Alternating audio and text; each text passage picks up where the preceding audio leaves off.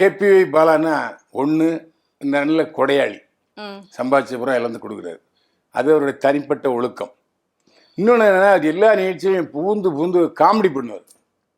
So KPY பாலாவுடைய ரசிகர்கள் எல்லோருமே comedy ரசிகர்கள். அதை எதிர்பார்த்து உள்ளே வந்தானே ஏமாந்துருவான்.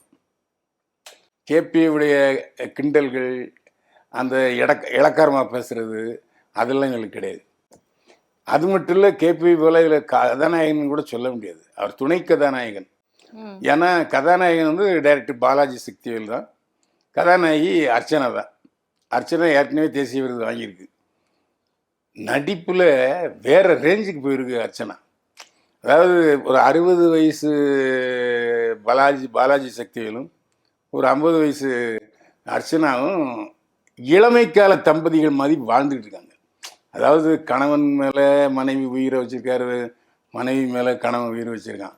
அந்த மாதிரி ஒரு பார்க்கும்போது இளைஞர்கள் அல்லாதவர்கள் என்ன போன்றவர்கள், அதுக்கு படம் நல்லா இருக்கு அப்படின்னா, அந்த சக்திவேலும் அர்ச்சனாவும் பார்க்கும்போது அர்ச்சனா மாதிரி ஒரு மனைவி தமிழ்நாட்டில் உள்ளவங்களுக்கு கிடச்சிட்டாங்கன்னா பிரச்சனையே வராதுங்க, குடும்பத்தில் சண்டையே வராது. அதை நல்லா சொல்லியிருக்காரு. விசு படத்தில் வர்ற டைலாக் மாதிரியே பல டைலாக் பேசுகிறாரு பாலாஜி சக்திவேல்.